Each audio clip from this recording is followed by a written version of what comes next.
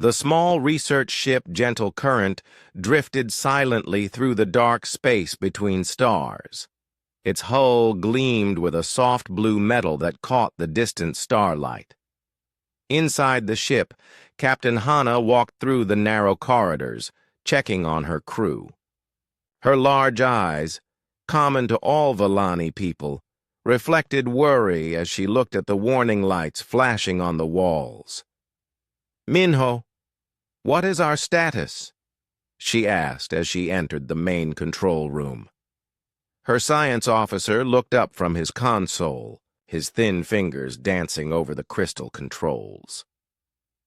"The navigation system is still broken, Captain," Minho replied, his voice soft and musical like all Vellani speech. "We cannot calculate a path home until we fix the main computer." Hana nodded and looked around the control room. The Gentle Current was a peaceful ship, built for studying stars and planets, not for fighting. Like all Vellani ships, it had no weapons. The Vellani people had never needed weapons. In their 300 years of space travel, they had never met another species that wanted to hurt them. The galaxy was a peaceful place, or so they believed. "How long until repairs are complete?" Hana asked. "Maybe 2 days," Minho said.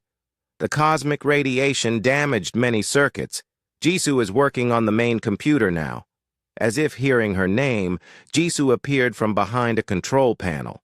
She was young, even for a Vellani, with bright silver markings on her pale blue skin. Her hands were covered in the glowing fluid that powered their computers.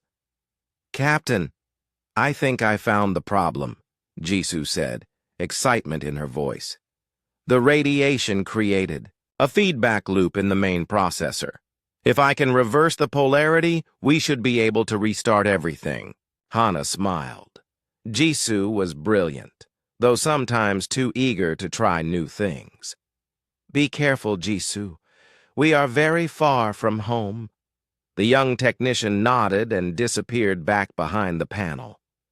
Hana could hear her working, the soft sounds of crystal, components being moved and adjusted.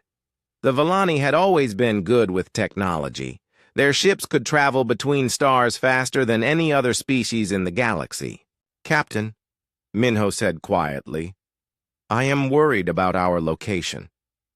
Hana looked at the star chart on the main screen. They were at the edge of known space, near what the galaxy called the Silent Zone.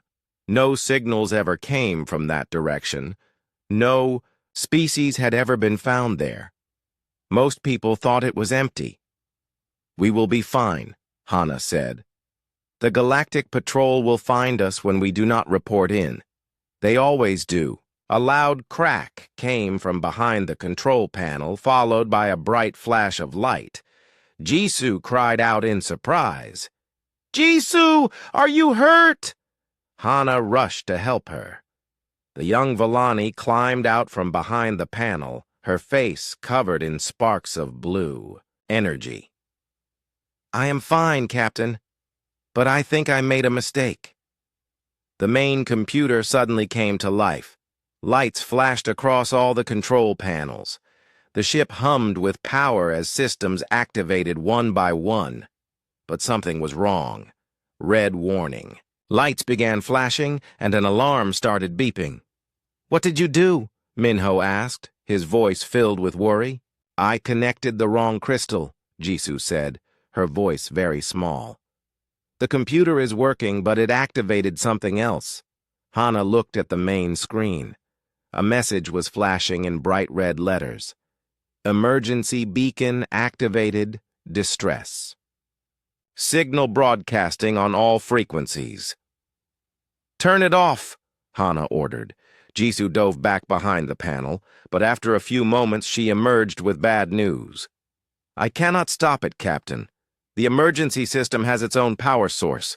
It will broadcast for 3 days before it stops." Hana felt her heart sink. The Vellani had 2 hearts, and right now both were beating very fast. An emergency beacon would bring help, but it would also worry people. The Galactic Council did, not like false alarms. "What exactly is the beacon saying?" she asked. Minho checked his console. "It is broadcasting on all frequencies. The message says we are in danger and need immediate rescue. It is giving our exact location." "But we are not in danger," Hana said. "We just need time to fix our navigation." "The beacon does not know that," Jisoo said sadly. "It only knows our systems failed, and it thinks we might die." Hana walked to the front of the ship and looked out at the stars. The silent zone stretched out before them, dark and empty. She had always wondered what was out there. Now she hoped they would not find out. "How far will the signal reach?" she asked. "Very far," Minho replied. "Emergency beacons are designed to call for help across many star systems. The signal will reach the galactic patrol stations, but it might also reach—" He paused. "What?" "It might reach into the silent zone." The three Villani looked at each other. No one knew what was in the silent zone. Some scientists thought it was empty. Others believed there might be dangerous things hiding there. A few crazy theories suggested there might be species too violent to contact. "The Galactic Patrol will reach us first," Hana said, trying to sound confident. "They have the fastest ships," but even as she spoke, she felt worried. Emergency beacons were powerful. They were designed to reach anyone who might help. The signal would travel in all directions, calling out their location to anyone who might be listening. On the other side of the ship, Jisoo continued trying to fix her mistake. She worked for hours, taking apart systems and putting them back together. But the emergency beacon kept broadcasting, sending its message of danger into the empty dark of space. "I am sorry, Captain," Jisoo said finally. "I cannot stop it." Hana put a gentle hand on the young Villani's shoulder. "It was an accident. These things happen." But as the hours passed, Hana began to feel more worried. The beacon was very loud on their instruments. It would be easy to hear from very far away. She kept looking at the main screen, watching for any sign of approaching ships. The gentle current continued to drift through space, its beacon crying out for help. The crew tried to continue their repairs, but it was hard to focus. They all felt like they were waiting for something to happen. None of them knew that their signal had already been received. Far away, in a place they had never imagined, people were listening. People who would respond to their call for help in ways the Villani could never expect. The peaceful research ship continued its lonely journey through space, unaware that it had just changed the galaxy forever. Admiral Wonho stood in the center of Earth's most secret room. The Terran Defense Command headquarters was buried deep under a mountain, protected by thick metal walls and energy shields. Around him, hundreds of officers worked at glowing screens, watching the stars for any sign of danger.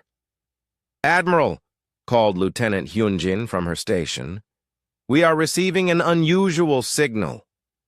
Wonho walked over to her console. The lieutenant was young but very good at her job. She had found many important signals before. "What kind of signal?" he asked. "It appears to be a distress call, sir. But it is not from any human ship." Wonho felt his heart skip a beat. For 50 years, humanity had been listening to space, learning about the galaxy beyond their solar system. They had discovered that space was full of alien species, all talking to each other through radio signals. But the aliens did not know humans existed. Earth's government had decided to stay hidden and watch. They wanted to learn about the galaxy before making contact. It was safer that way. "Play the signal," Wonho ordered. Strange sounds filled the room. The alien language was soft and musical, very different from human speech. After a few moments, the computer provided a translation. Emergency beacon activated. Ship gentle current requesting immediate assistance. Navigation systems failed. Crew of 12 in danger. Please respond immediately. Where's the signal coming from? Wanho asked. Coordinates are near the edge of our monitored space, sir, very close to the border. Wanho looked at the star map on the main screen. The signal was coming from a place humans called the Outer Watch Zone. It was right next to human space, but the aliens probably did not know that. Get me Commander Suman, he ordered. Commander Suman arrived quickly. She was in charge of Earth's first contact protocols, the secret plans for what to do when humans finally met aliens. She had spent years studying alien cultures and languages. What do you think, Commander? Wanho asked after showing her the signal. Suman studied the translation carefully. This appears to be a civilian vessel, Admiral. The language pattern suggests they are from a peaceful species. They seem to be genuinely in trouble. Should we respond? I recommend sending one ship, sir. A small vessel with diplomatic equipment. We can offer help and begin first contact carefully. But before Wanho could answer, General Hayek entered the room. He was older than both of them, with gray hair and scars from Earth's old wars. He looked at the signal data and shook his head. 1. Ship is not enough, he said firmly. General, this is a civilian emergency, Suman protested. We do not need a military response. Commander, you think like a diplomat, Hyok replied. But consider this. Why is an alien ship so close to our space? How do we know this is not a trap? Wanho looked between his two officers. Both made good points. What if the ship is running from something? Hayek continued. What if there are pirates or hostile aliens chasing them? If we send one ship, we might lose it. The signal does not mention any attackers, Suman said. The signal might be incomplete, or they might be too scared to mention the danger. Hayek pulled up Earth's military records. Admiral, this is our chance to show the galaxy what humanity can do. If we save these aliens, we prove that Earth is strong and reliable, Wanho thought carefully. Humanity had been preparing for this moment for decades. They had built a powerful space navy designed to protect Earth from any threat. The ships were strong and fast, equipped with weapons that could destroy entire fleets. But those ships had never been tested against real enemies. What do you recommend, General? Send the fleet, sir. All of it. Suman's eyes went wide. General, that is over 200 warships. The aliens will think we are invading. No, Hayek said firmly. They will think we are strong allies who take a rescue operation seriously.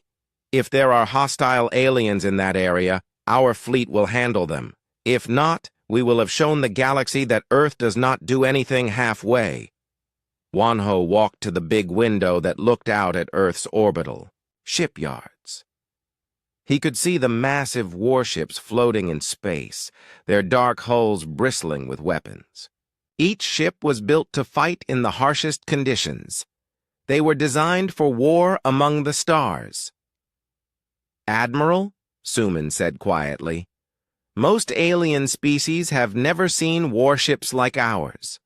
Our smallest destroyer has more firepower than their largest. Battleships. If we send the entire fleet, we might start a war by accident. Or we might prevent one, Hayek countered. Admiral, humanity has spent 50 years hiding. When we finally reveal ourselves, do we want to look weak? Wanho made his decision. Prepare the fleet. Sir, Suman could not believe what she was hearing. General Hayek is right. This is humanity's first impression on the galaxy. We need to show them that Earth is a planet they can count on. If these aliens are in danger, we will protect them." "What? About the other alien governments?" Suman asked. "They will detect our fleet moving. They might think we are attacking. Then they will learn that humans are not to be taken lightly," Wanho replied. "Prepare all ships for immediate departure. I want the fleet ready to leave in 6 hours." The command center exploded into activity. Officers ran to their stations, sending orders to ships across the solar system. The great warships began powering up their engines, their crews preparing for humanity's first journey beyond their home system. Captain Daehoon received his orders aboard the flagship Iron Phoenix. His ship was the largest and most powerful in the human fleet, with enough weapons to destroy a small moon. As he read the mission briefing, he felt excitement and worry in equal measure. "First contact," he said to himself. Finally, his tactical officer, Lieutenant Jiwon, approached with a data pad. "Captain, all ships report ready for departure. The fleet is waiting for your orders." Daehoon looked out at the other ships through the bridge windows. 215 warships, each one a masterpiece of human engineering. Each one built to fight and win against impossible odds. "Send a message to all ships," he ordered. "Today, we go to help aliens in distress. Today, humanity joins the galaxy. Let us make sure our new neighbors know they can count on us." The fleet began to move, their massive engines lighting up space with brilliant fire. They formed into attack formations out of habit, their captains and crews trained for warfare. None of them realized that their rescue formation looked exactly like an invasion fleet to anyone watching. As the human armada jumped into hyperspace, heading toward the alien distress signal, no one considered that they might be misunderstood. They were going to help. They were going to save lives. They had no idea they were about to terrify an entire galaxy. The Galactic Council building floated in space near the center of the galaxy. It was a beautiful structure made of living crystal that changed colors with the mood of its inhabitants. Today, those colors were calm blues and greens, reflecting the peaceful nature of galactic civilization. Inside the main communications center, Representative Taewon reviewed the morning's reports. As a Zephyrian, he had 4 arms and skin that shifted color when he was thinking. Right now, his skin showed the pale yellow of routine work. "Representative," called his assistant, Bora. She was a young crystalline being, her body made of clear gemstone that rang like bells when she moved. "We have received a civilian distress signal." Taewon's skin shifted to orange, showing mild interest. "Details? A Volani research vessel has suffered navigation failure. They are requesting assistance near Sector 779. "Standard response protocol," Taewon said without looking up from his reports.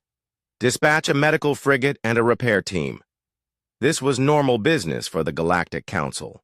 With millions of ships traveling through space every day, mechanical failures happened often.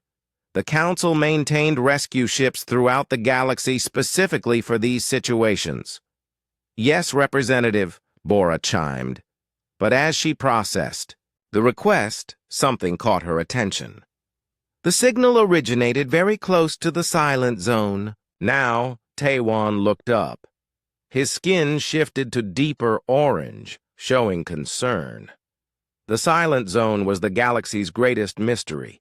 It was a large area of space where no signals had ever been detected. No life, no activity, nothing.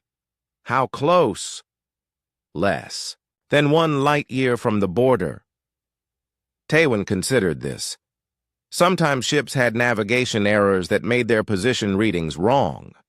The Volani vessel was probably further into safe space than they thought. Still standard protocol, he decided. but notify the border monitoring stations to keep watch. What Taiwan did not know was that the silent zone was not empty. It was full of humans who had been very carefully keeping quiet while they studied the galaxy. And those humans had just launched their entire war fleet toward the distress signal. 3 hours later, communications specialist Nari was working at her station in the deep space monitoring array. Her people, the lens eyes, had the best vision in the galaxy. They could see energy patterns that other species missed entirely. "Supervisor," she called to her manager, her voice sharp with worry. "I am detecting unusual energy signatures near Sector 779. Supervisor Kikwang floated over to her station. As a gas swimmer, he looked like a living cloud held together by electrical fields. "What kind of signatures?" "Multiple large sources, moving very fast toward the Valani distress signal." Nari adjusted her instruments, trying to get a clearer reading. "Sir, I count over 200 separate contacts." 200?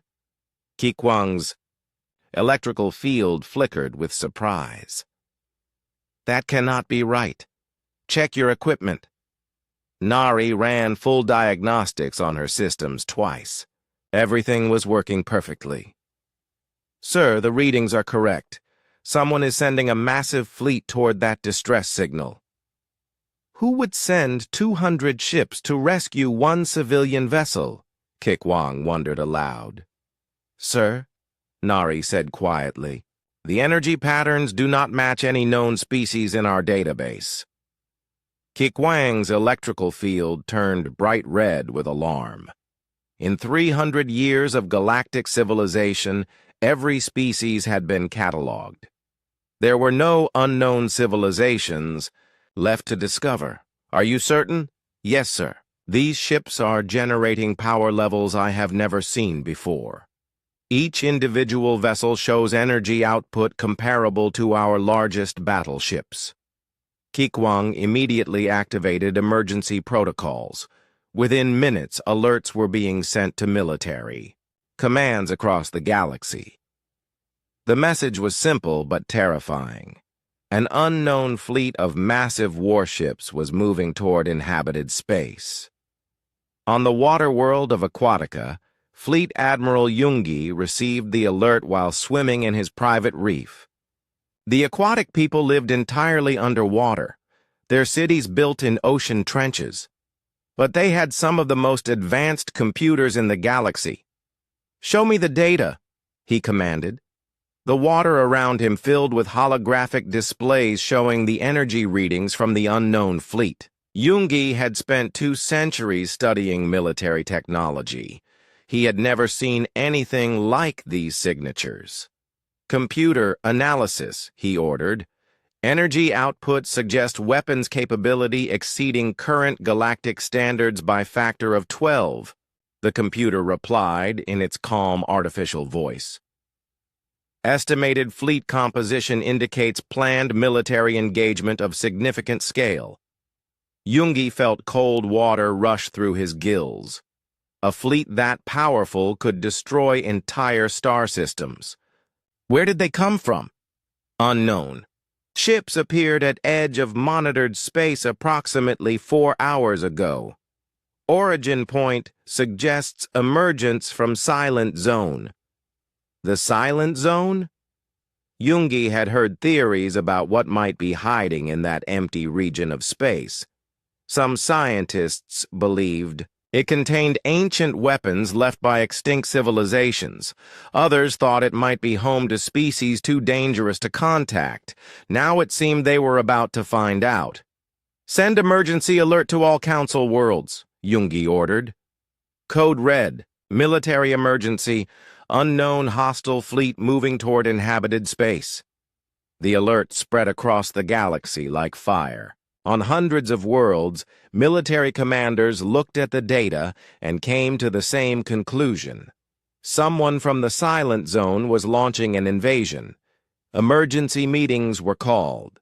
Defense fleets were activated. Civilian populations were warned to prepare for possible evacuation. On the crystal world of Harmonia, President Sujin called an emergency session of planetary leaders. The crystalline people were natural pacifists, but even they understood the threat. "The fleet will reach the Villani vessel in 18 hours, she announced to the gathered representatives. "We must assume they intend to use the civilians as hostages or worse." "What can we do?" asked Governor Yunhai from the mining world of Deep Stone. "Our combined fleets have maybe 50 warships. These unknowns have over 200. "We evacuate the nearby systems," President Sujin decided, "and we pray they are not as hostile as they appear." But across the galaxy, military leaders were coming to darker conclusions. The unknown fleet was not just powerful, it was overwhelming. Ships that size, with those energy signatures, could only come from one type of world. "Deathworld," whispered General Minsu as he studied the readings on his command screen. "They have to be from a death world." The term sent chills through anyone who heard it. Death worlds were planets so dangerous that only the most violent predator species could survive there. High gravity, deadly weather, aggressive wildlife. Worlds that forged apex predators instead of civilized beings. The galaxy had never encountered a death world species before. They were theoretical nightmares, the stuff of horror stories told to children. Now it seemed one had found them. As news of the approaching fleet spread, panic began to take hold. Stock markets crashed as investors pulled money from border worlds. Passenger ships changed course to avoid the area. Some systems began emergency evacuations, all because humanity had decided to help. The human fleet continued toward the Villani ship, completely unaware of the terror they were causing. To them, this was a rescue mission. To the galaxy, it looked like the beginning of their worst nightmare. And somewhere in the dark of space, the gentle current continued broadcasting its distress signal, not knowing it had accidentally invited death world predators to the galaxy's doorstep. Captain Hana stood in the control room of the gentle current, staring at her instruments in growing fear. What had started as a simple navigation problem was turning into her worst nightmare. "Captain," Minho called from his station, his voice shaking. "I am reading massive energy signatures approaching our position." "How massive?" Hana asked, though she was afraid to hear the answer. "Over 200 contacts, Captain, each one larger than a Galactic Council battleship." Hana felt both her hearts skip beats. In 300 years of peaceful galactic civilization, no one traveled in fleets that large. The biggest military formation anyone had ever seen was maybe 20 ships? Distance? "They will arrive in 30 minutes, Minho replied. "Captain, whoever they are moving much faster than our fastest ships." Young Jisoo crawled out from behind her control panel, her face pale with worry. "Captain, I am still trying to stop the emergency beacon. Maybe if they think we are not in trouble anymore." "Keep trying," Hana ordered, but she knew it was too late. Whatever was coming had already detected them. "Captain," Minho said quietly, "I am picking up communications from the approaching vessels. Can you translate them?" Minho worked at his controls for several minutes. The Villani had very advanced translation computers capable of learning new languages quickly. But these signals were unlike anything they had encountered. "The language is completely unknown," he reported. "But the computer is starting to build a translation matrix. The signals seem to be tactical communications." "Tactical?" "Military," Formations, weapon status, attack patterns. Minho's voice got smaller with each word. Captain, these are not rescue ships. Hana closed her large eyes and tried to think. The emergency beacon had called for help, but somehow they had attracted a war fleet instead. A war fleet from a species that did not exist in any galactic database. Try to contact them, she ordered. Tell them we are not hostile. Minho began broadcasting on all frequencies, using every peaceful greeting protocol the Vellani knew. He sent messages in 17 different galactic languages, along with mathematical sequences and universal friendship symbols.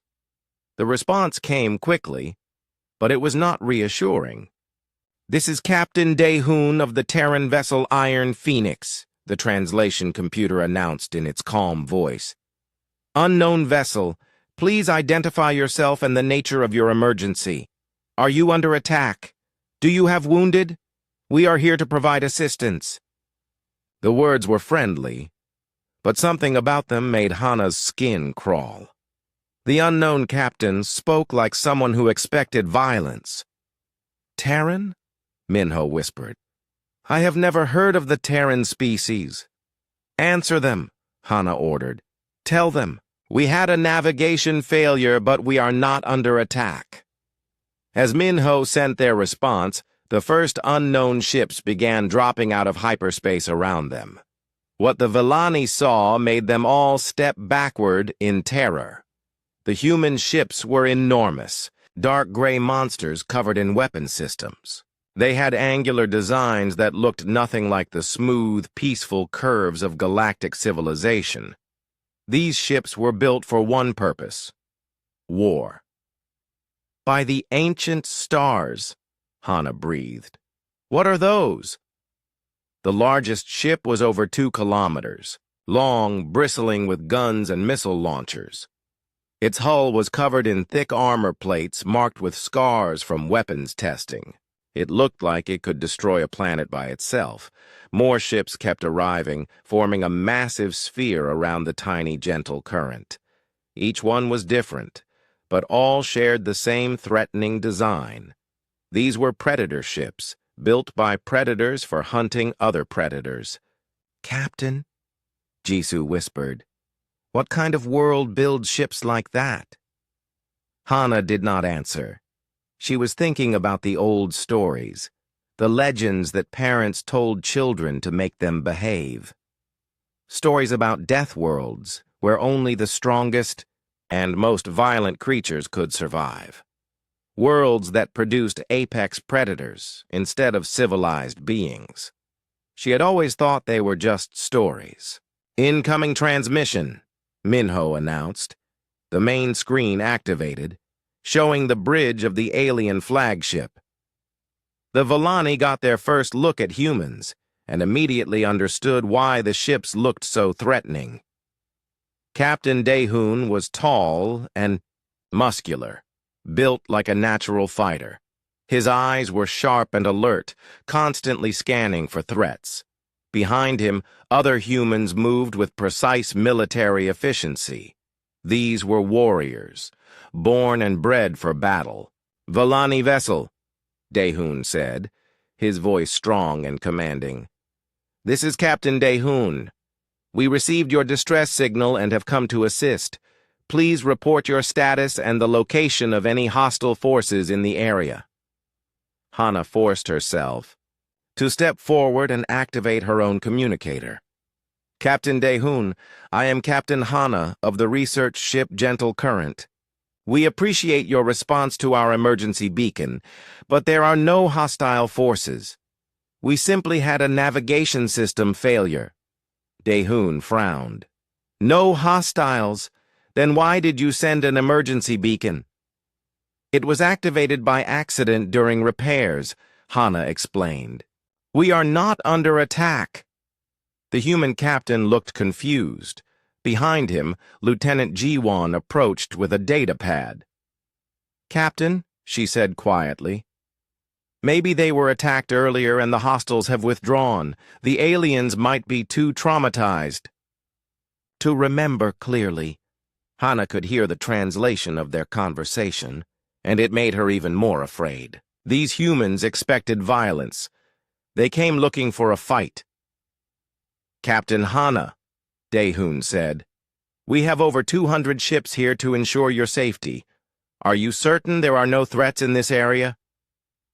200 ships? Hana repeated, her voice barely a whisper. "Standard rescue formation," Daehoon replied, as if sending 200 warships to help a broken civilian vessel was perfectly normal. "If you are under threat from pirates or hostile aliens, we are prepared to deal with them." The casual way he mentioned destroying entire fleets made Hana's blood run cold. How violent must these humans be if they considered this a normal rescue operation? "Captain," Lieutenant Jiwon said, "the alien vessel shows signs of significant damage to their computer systems. They might not be thinking clearly." "You could be right," Daehoon agreed. "Captain Hana, we would like to send a team to your ship to assess your condition and provide medical assistance."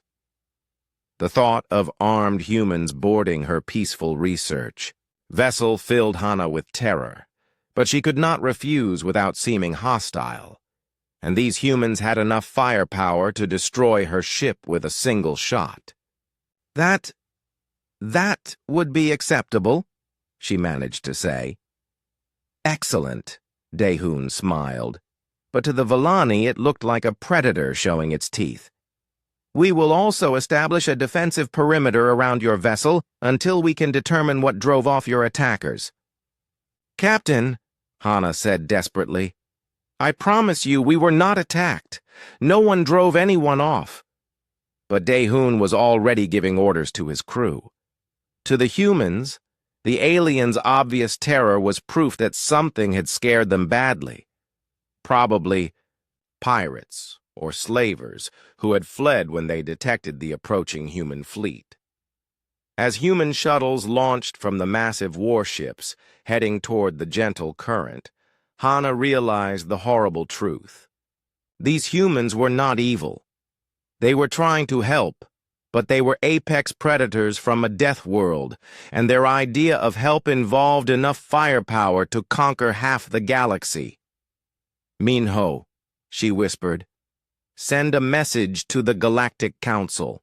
Tell them we have made contact with a new species." "What should I tell them about the humans?" Hana looked at the massive fleet surrounding her tiny ship, at the warriors preparing to board her vessel, at the weapons that could destroy star systems. Tell them to prepare for everything to change. The human shuttle docked with the gentle current, with a soft mechanical hiss. Captain Hana stood in the airlock with her crew, trying to appear calm while her hearts raced with fear. Through the thick metal door, she could hear heavy footsteps and the sound of equipment being moved. "Remember," she whispered to Minho and Jisoo, "these beings think like warriors. Be very careful what you say." The airlock opened, and 3 humans stepped through. They were even more intimidating up close. The leader was a woman with short black hair and intelligent eyes. She wore a dark blue uniform covered in equipment that Hana did not recognize. "Captain Hana," the human said, "I am Communication Officer, Sunwoo. This is Dr. Youngji, our medical officer, and translator Kyungho, our language specialist." Hana was surprised to hear her own name pronounced correctly. The human translation computers were very advanced. "Welcome to our ship," Hana replied, forcing her voice to stay steady. Dr. Youngji immediately began scanning the Villani with a small device. "Captain, are any of your crew injured? Do you need medical assistance?" "We are all healthy," Hana said. "Thank you for asking." The doctor frowned at her readings. "I am detecting elevated stress hormones in all of you. Are you sure you were not attacked?" "I am certain," Hana insisted. We only had a navigation failure. Officer Sunwoo stepped forward. Captain, we need to understand exactly what happened here. When did you first detect the hostile vessels? There were no hostile vessels, Hana said, but she could see the humans did not believe her. Captain, translator Kyung-ho said gently, sometimes after a traumatic experience, victims have trouble remembering details. This is normal. We are here to help you. Hana realized the humans thought she was confused or lying.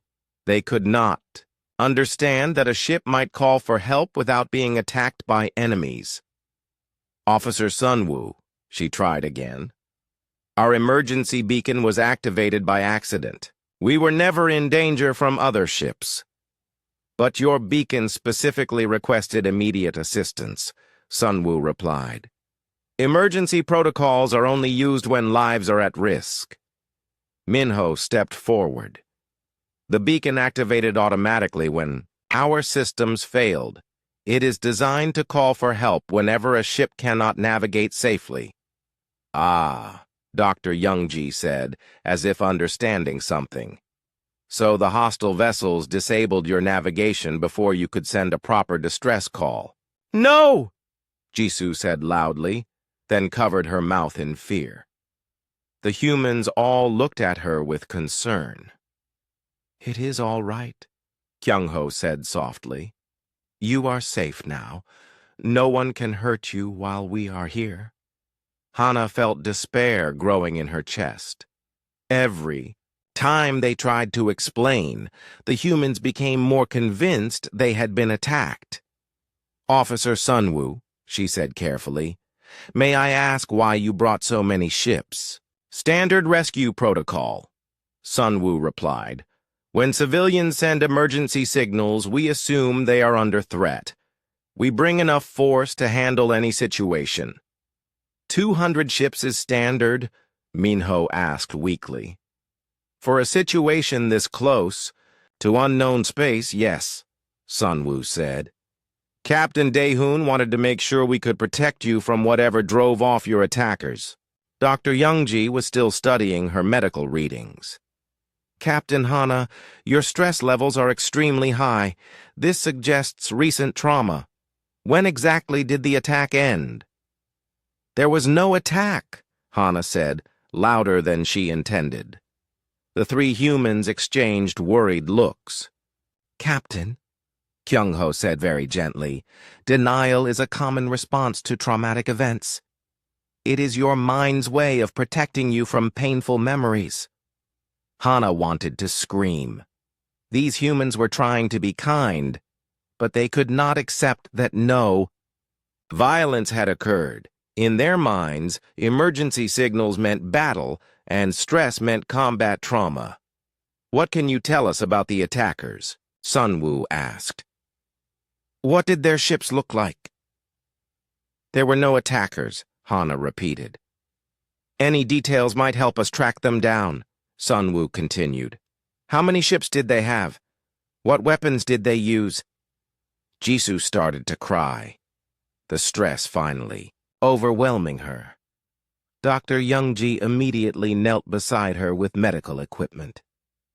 It is all right, young one, the doctor said softly. You are safe now. The bad people cannot hurt you anymore. She is crying because you will not listen to us, Minho said desperately.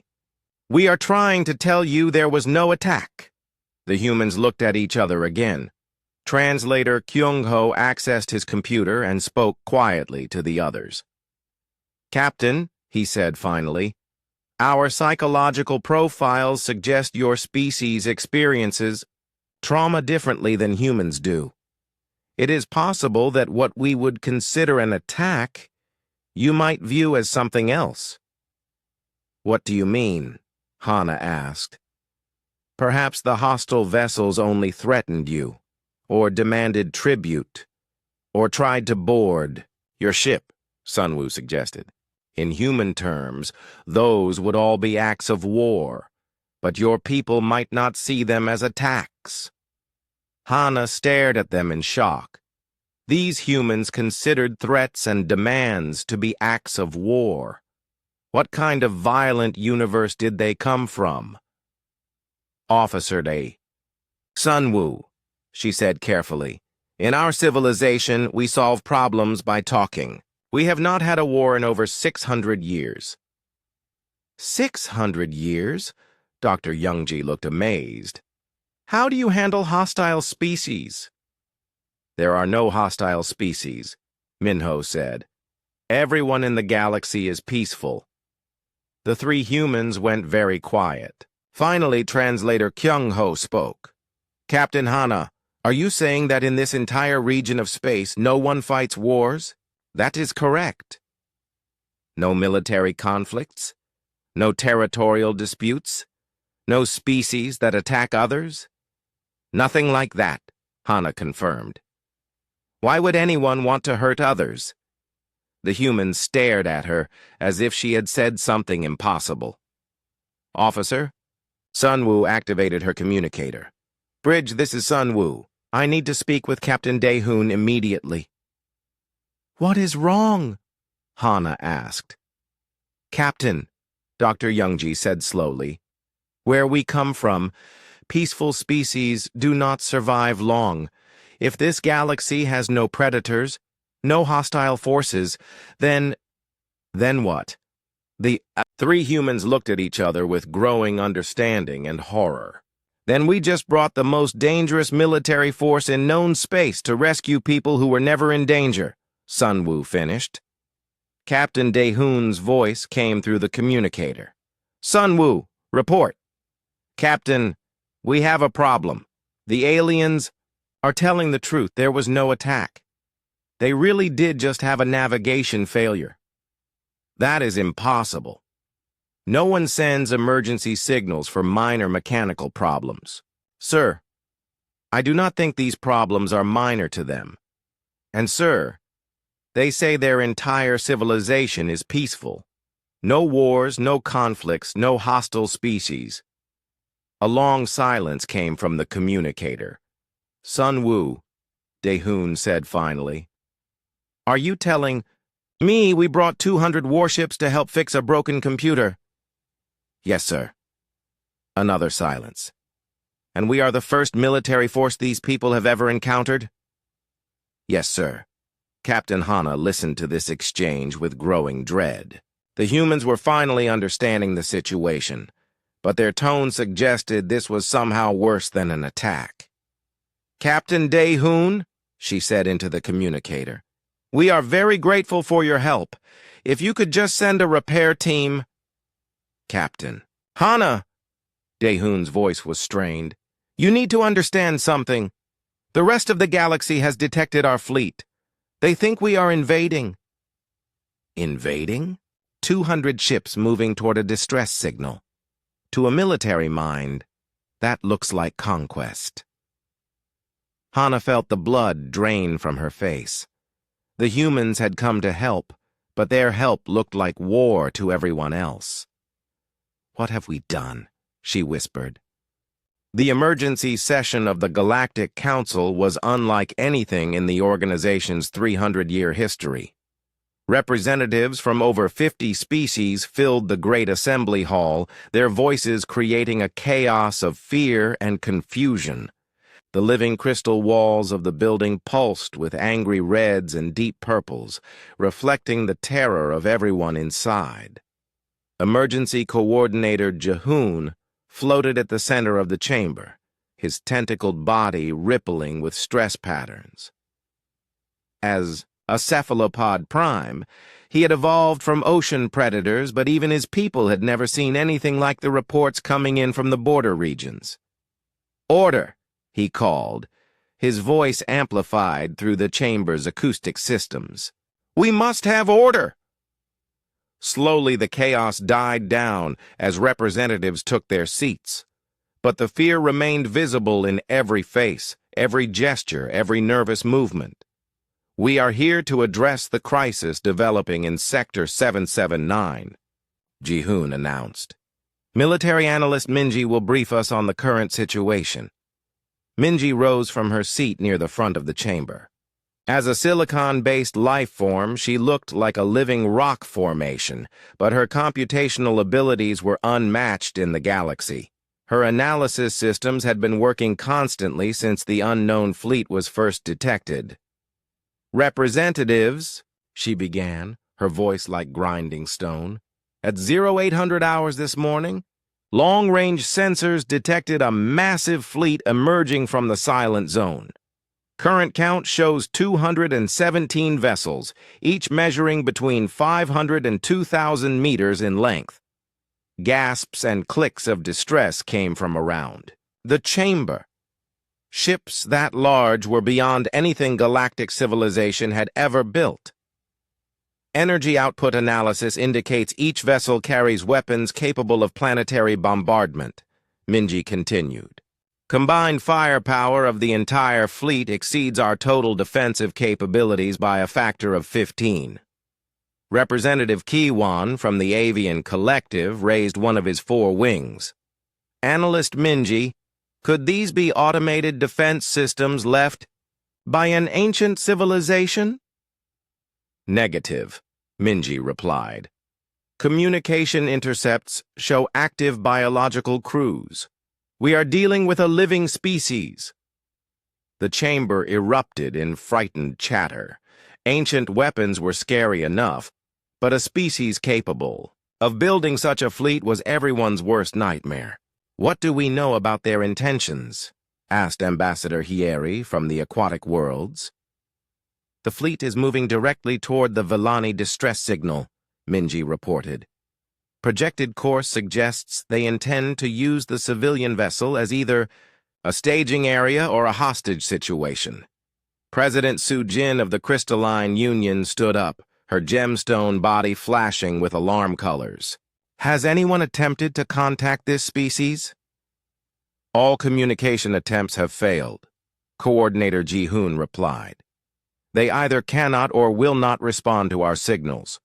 What none of them knew was that the humans were happily chatting with the Villani, completely unaware that the rest of the galaxy was trying to contact them.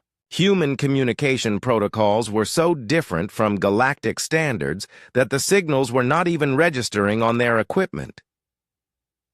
"What about the Villani ship?" asked Minister Chewan from the Forest Worlds. "Have we heard from Captain Hana?"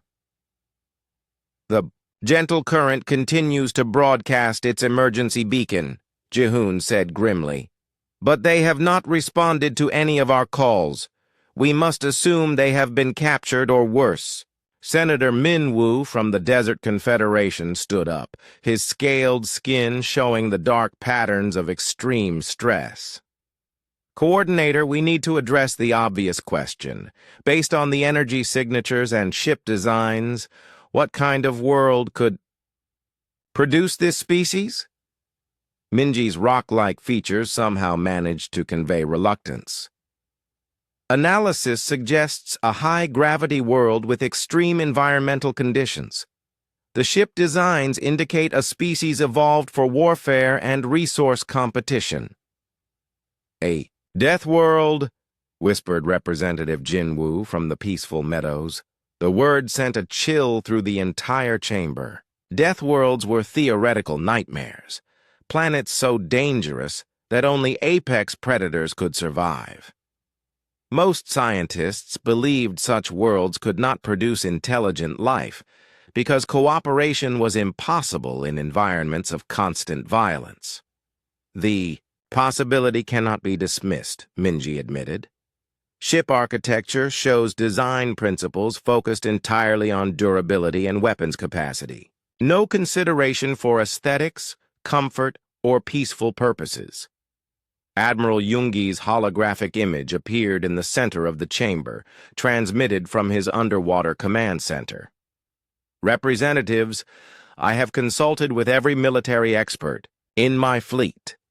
The consensus is unanimous. This is an invasion force." "But why target the Villani?" asked Governor Yunhai. "They are peaceful researchers. Classic predator behavior," Admiral Yoongi replied. "Strike at the weakest target first to establish dominance. Once they control the Volani ship, they will have a foothold in our space. Emergency Coordinator Jehoon felt his stress patterns reaching dangerous levels. His species had evolved sophisticated stress responses to deal with ocean predators, but those predators had never built starships. "What are our options?" he asked. "Limited," Admiral Jungi admitted. "Our combined fleets might be able to slow them down, but direct confrontation would be suicide. We are looking at total military superiority." "Then we evacuate," said President Sujin. "Clear the border systems and hope they do not pursue." "That might not be enough," Minji warned. "Energy analysis suggests their fastest ships could reach the core worlds within 10 days. If they choose to pursue evacuation fleets," she did. Not need to finish. Everyone understood. These Deathworld predators could hunt down fleeing civilians across the entire galaxy. "There is another option," said a quiet voice from the back of the chamber. Everyone turned to look at Speaker Suho from the Philosophy Worlds. His people were known for finding peaceful solutions to impossible problems. "Continue, Coordinator," Jehoon said. "We surrender immediately," Speaker Suho said simply. "Make it clear we offer no resistance. Perhaps they will show mercy to submissive prey." The chamber exploded in outraged shouts. Representatives demanded to know how they could abandon their civilizations without a fight. Others argued that predators from death worlds probably did not understand concepts like mercy. "Order!" Jehoon called. "We need practical solutions, not philosophy." But even as the arguments continued, emergency alerts were flooding in from across the galaxy. Stock markets were collapsing as investors panicked. Civilian ships were fleeing the border regions in massive waves. Some planetary governments were beginning evacuation procedures. On the outer worlds, families packed their belongings and prepared to run from an enemy they could not fight. Children asked their parents why they had to leave their homes. The parents had no good answers. Military bases activated their highest alert levels. Weapons that had not been fired in centuries were powered up and tested. Defense fleets took positions around major worlds, knowing they were facing impossible odds. "Representatives," Admiral Jungi said, his voice heavy with defeat, "I recommend we begin immediate evacuation of all civilian populations within 50 light-years of the unknown fleet. Military forces will establish defensive lines at the core worlds and prepare for—" He paused, unable to say the words. "Prepare for what, Admiral?" Coordinator Jehoon asked. "Prepare for the end of galactic civilization as we know it." The chamber fell silent. 300 years of peace, of cooperation, of building something beautiful among the stars. All of it about to be destroyed by apex predators from a world so violent it should not have been able to produce intelligent life. And somewhere in the dark of space, Captain Daehoon continued his rescue mission, completely unaware that his desire to help had accidentally convinced an entire galaxy that humanity was coming to conquer them all. The humans, who had spent 50 years carefully watching the galaxy, to avoid exactly this kind of misunderstanding, had triggered the greatest panic in galactic history, all because they cared too much to send just one ship.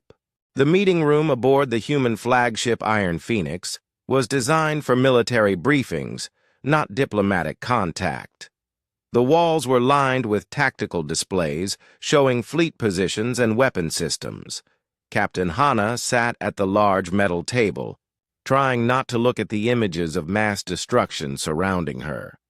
Across from her sat Captain Daehoon, Admiral Wanho appearing on a secure holographic display, and Dr. Youngji with her medical equipment. The human officers looked confused and worried, while the Volani looked terrified. Captain Hana, Admiral Wanho said from his transmission. "Help us understand what is happening here.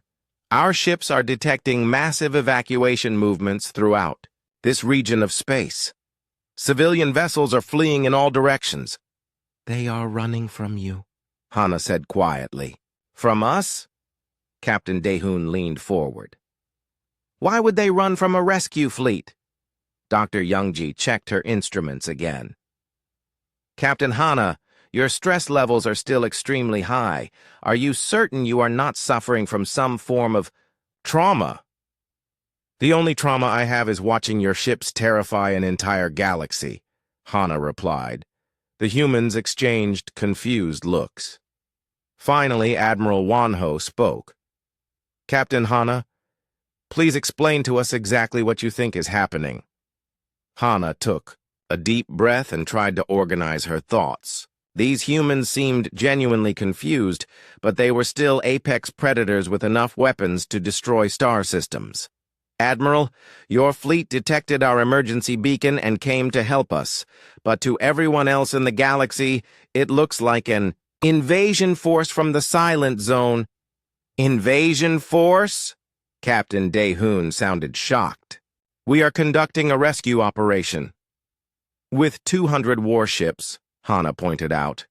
"Standard rescue protocol," Admiral Wanho said defensively. "We wanted to make sure we could handle any threats in the area." "Admiral," Hana said carefully, "in our civilization, the largest military formation anyone has ever assembled was 20 ships. And that was for a parade, not combat." The silence that followed was deafening. Dr. Youngji spoke first. "Captain Hana, are you saying that 200 ships is considered unusually large?" "It is considered impossible," Hana replied. "No one has ever built that many warships. No one has ever needed to." "But what about pirates? Hostile aliens? Territorial disputes?" Captain Daehoon asked. "There are no pirates," Hana said. "There are no hostile aliens. There are no territorial disputes." Admiral Wanho's holographic image flickered as he processed this information. "Captain, that cannot be true. How do you handle resource conflicts, population pressures, ideological differences?" "We talk about them," Hana said simply. "We negotiate. We compromise. We share." The three humans stared at her as if she had claimed the ability to fly. "You mean diplomacy actually works here?" Dr. Youngji asked. "It is the only thing that works," Hana replied. "Violence only creates more violence." Captain Daehoon activated his communicator. "Bridge, this is the captain. I need a full report on galactic communication traffic." "Sir," came Lieutenant Jiwan's voice. "We are detecting massive increases in emergency broadcasts. Military alert codes, evacuation orders, panic signals. It looks like the entire local civilization is mobilizing for war." "War against whom?" Daehoon asked. "Unknown, sir.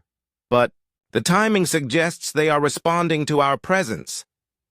Admiral Wanho's expression grew grim.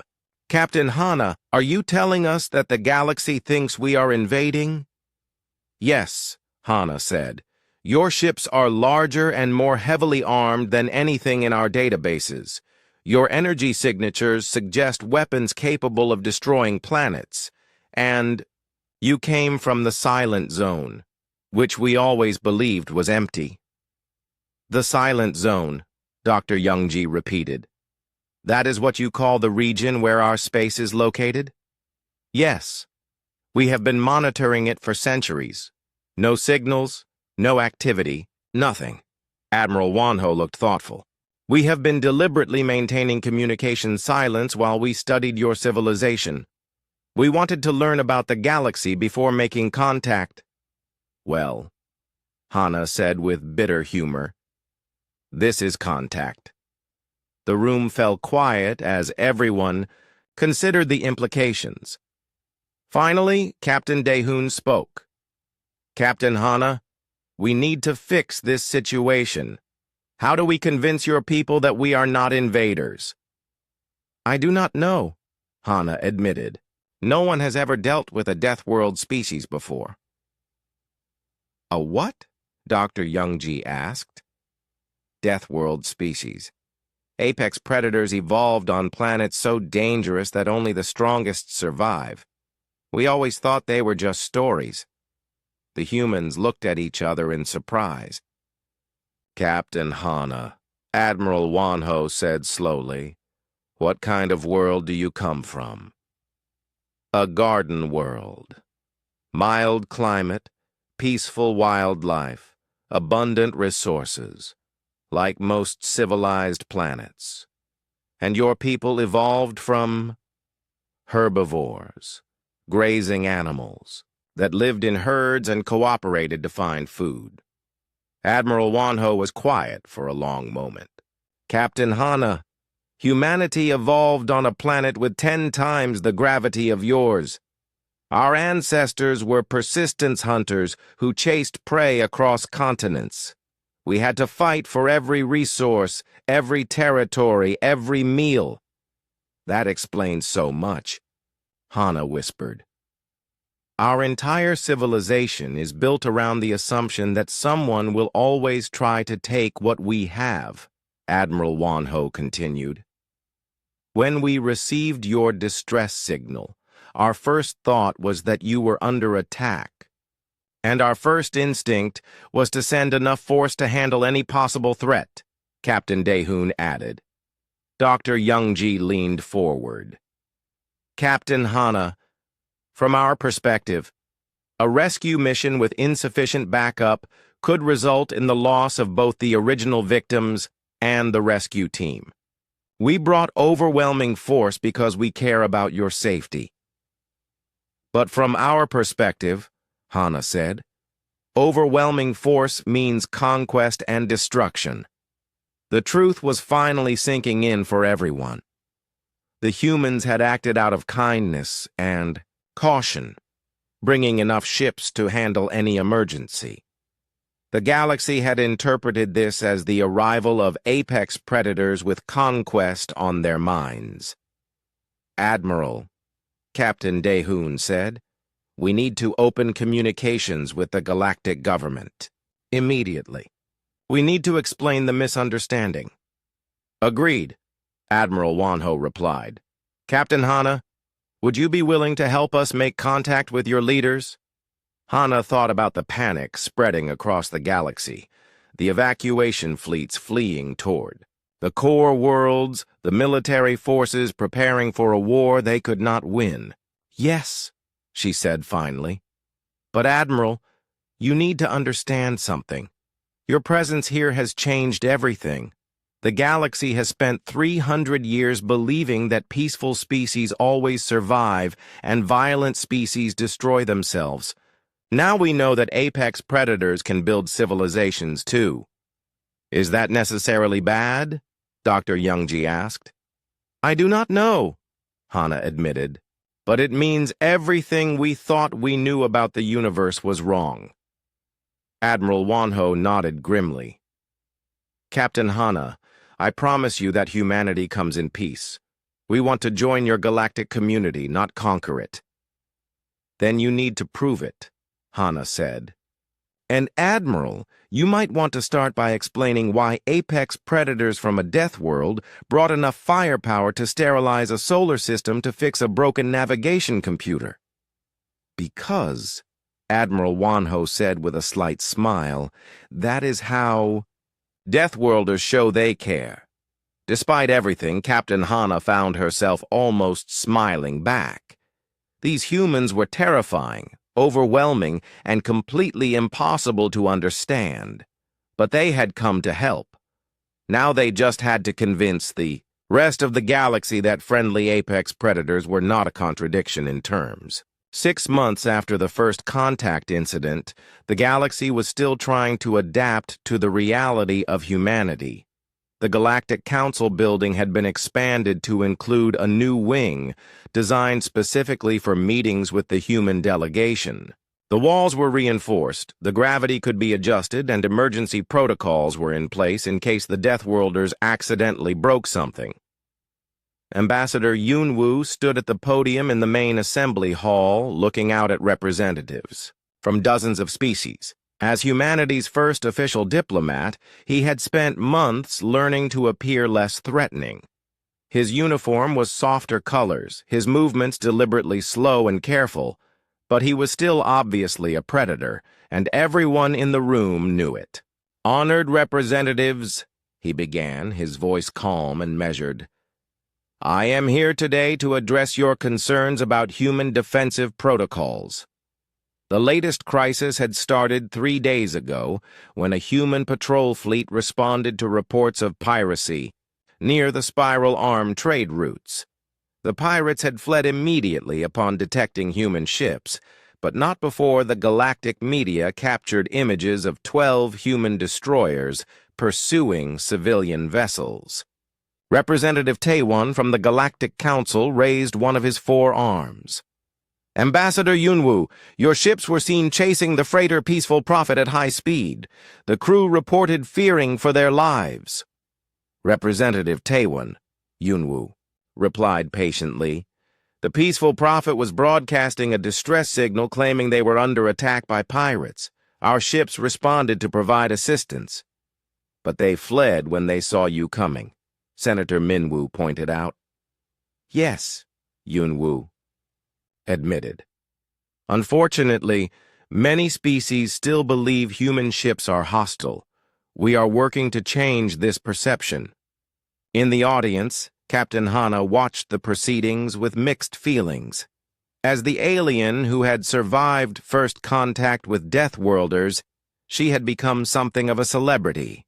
She was also serving as an unofficial cultural liaison between humans and the rest of the galaxy. "The real issue," continued Representative Jinwoo from the Peaceful Meadows, "is the size of your response forces.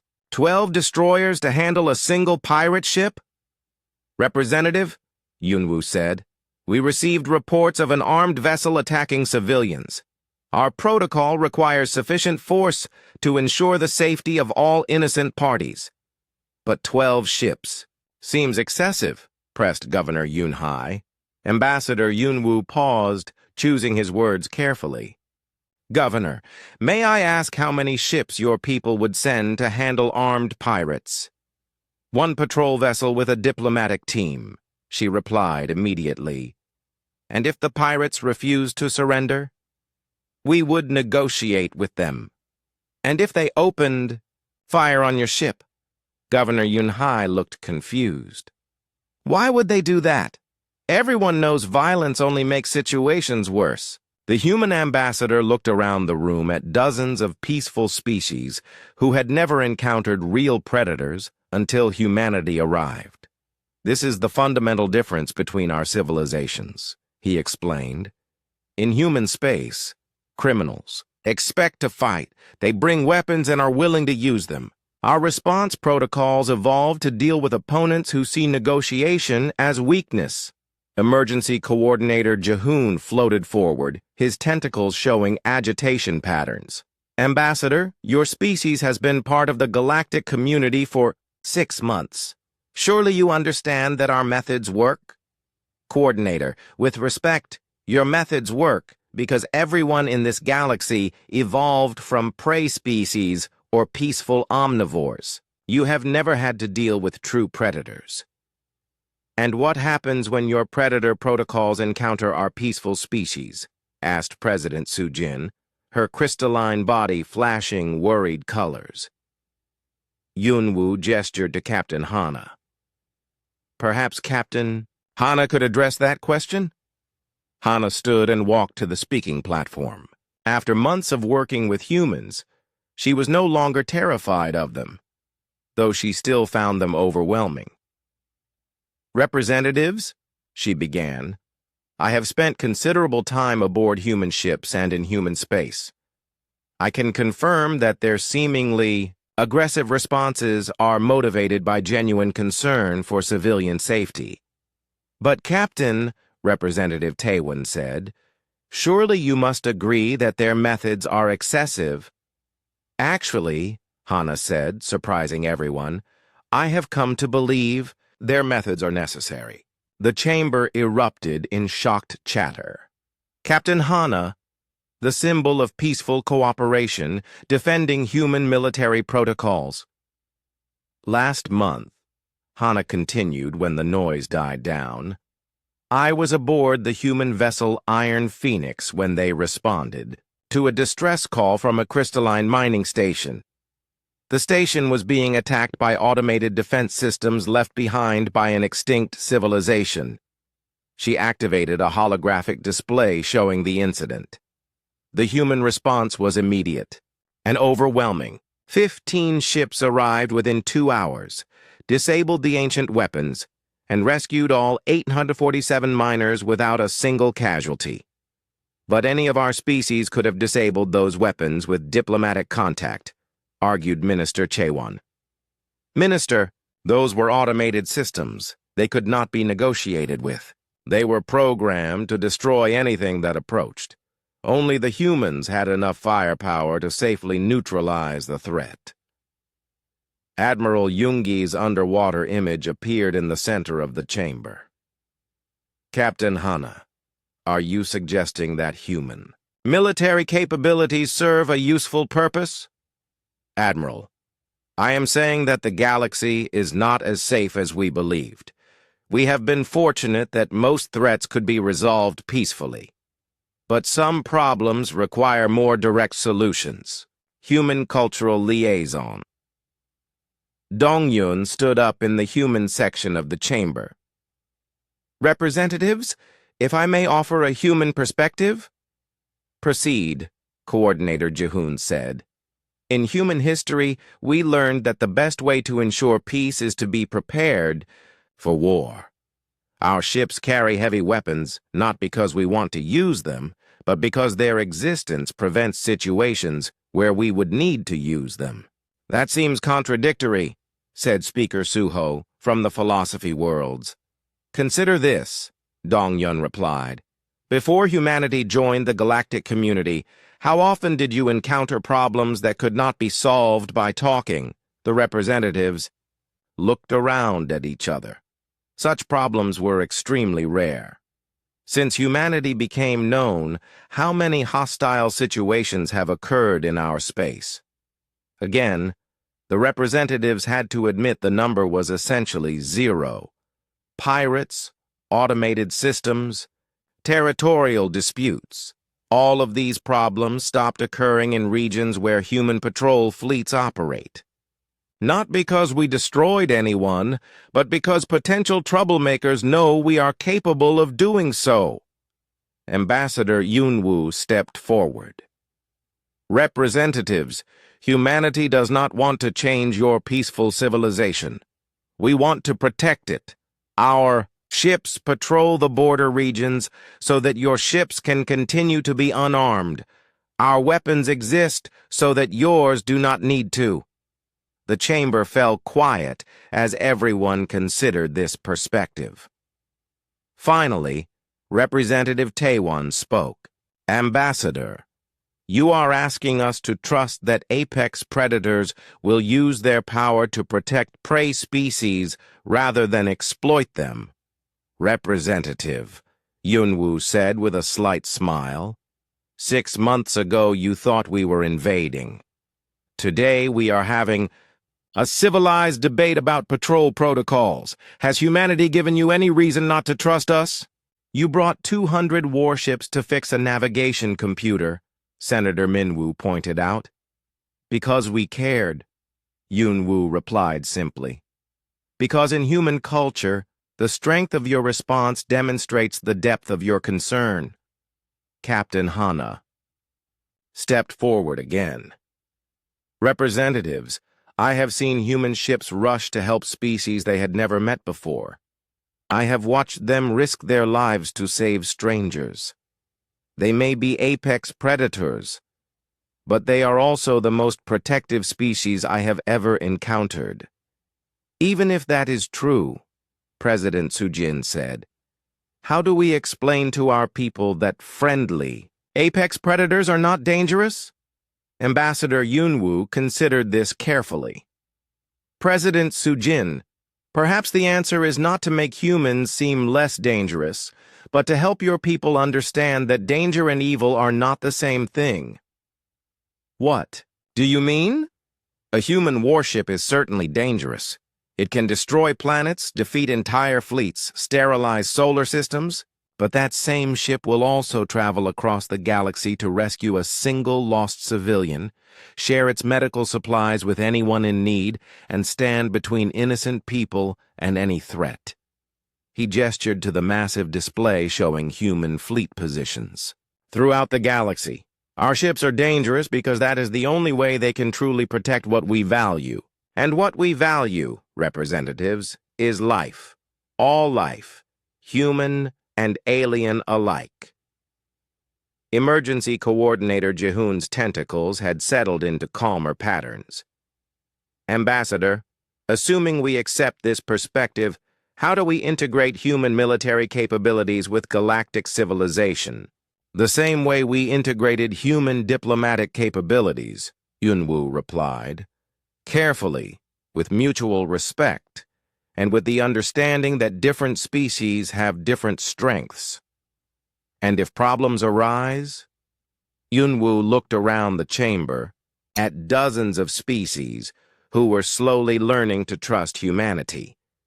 Then we will solve them together, because that is what civilized beings do, whether they evolved from prey animals or apex predators. The session continued for several more hours, but the fundamental shift had already occurred. The galaxy was learning to accept that humans were dangerous friends rather than dangerous enemies.